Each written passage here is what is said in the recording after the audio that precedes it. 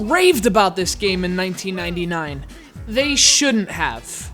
To kick some tail, his coconut gun can fire in spurts. If he shoots ya, it's gonna hurt. Now, granted, there were a lot of reasons to be excited about Donkey Kong 64. I was excited. After all, it was the biggest game ever released for the Nintendo 64. A massive 32 megabyte cartridge that requires a memory expansion device just to play.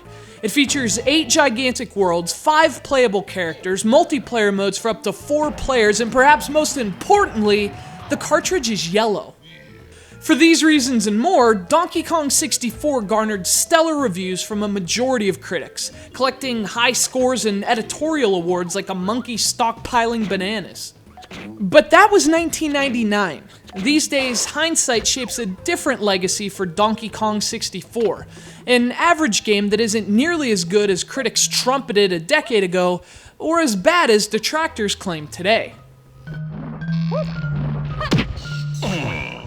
Developed by the then peerless British studio Rare, Donkey Kong 64 was the legendary gorilla's first foray into 3 dimensions, and like the countless similar platformers released during the era, it was all about the thrill of running, jumping, and exploring in a fully realized 3-dimensional world. Of course, what makes Donkey Kong 64 unique among its peers is its incredible scope.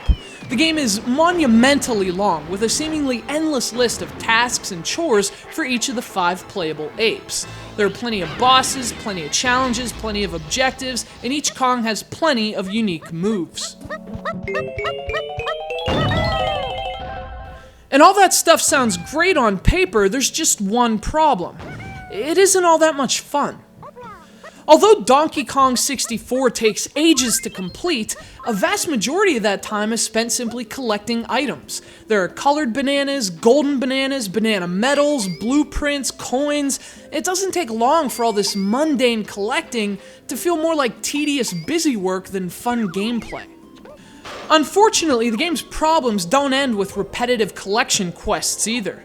Now, the levels themselves are beautifully crafted and visually striking, but the design never allows for much of a memorable platforming experience. See, where the 2D levels of Donkey Kong Country encouraged constant and varied motion, the sprawling and open 3D worlds of Donkey Kong 64 focus on constant and varied exploration.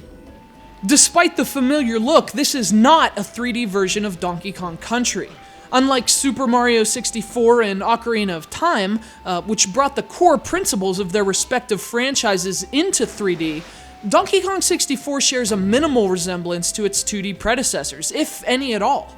It's a whole different game altogether, something slower and inherently less exciting to play. Of course, that isn't to say this is a bad game. On the contrary, it's masterfully made and polished to a gleam, at least from a technical perspective.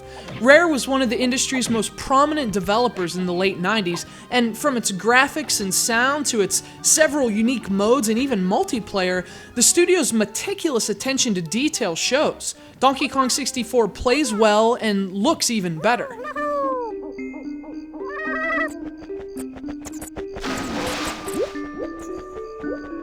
And yet, while his debut adventures on the NES and Super NES were among the very best games on those platforms, the Gorilla's Nintendo 64 opus hasn't had nearly the same legacy. Perhaps a sign that Rare was already running low on ideas, Donkey Kong 64 has all the polish that characterizes Donkey Kong Country, only without the inspired design that makes it so much fun. It took Rare 2.5 years to make this game, an ambitious development cycle that sort of parallels the game it spawned. They spent all this time throwing content into Donkey Kong 64. Huge worlds, lots of weapons, innumerable items to collect, tons of modes. They even included one of the very best versions of the original Donkey Kong arcade game you can find on a console anywhere. Ironically, although perhaps a bit unfairly, that simple classic is the best part of Donkey Kong 64. You see, with this game, Rare kind of missed the point. They forgot it doesn't matter how much stuff you add to a game if the core mechanics aren't fun to play. The original Donkey Kong may not have all that extra stuff, for example, but it does have a fun core gameplay mechanic, so does Donkey Kong Country. Unfortunately, the opposite is true for Donkey Kong 64. Now, the game's good enough, but unlike its inspired predecessors, it just feels like a well-oiled trip through the motions, a game with no real identity of its own.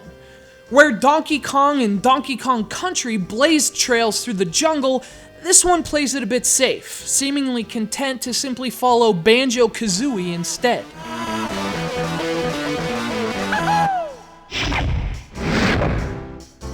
Truly great games don't follow, but like a hungry ape sniffing out a banana, Donkey Kong 64 does.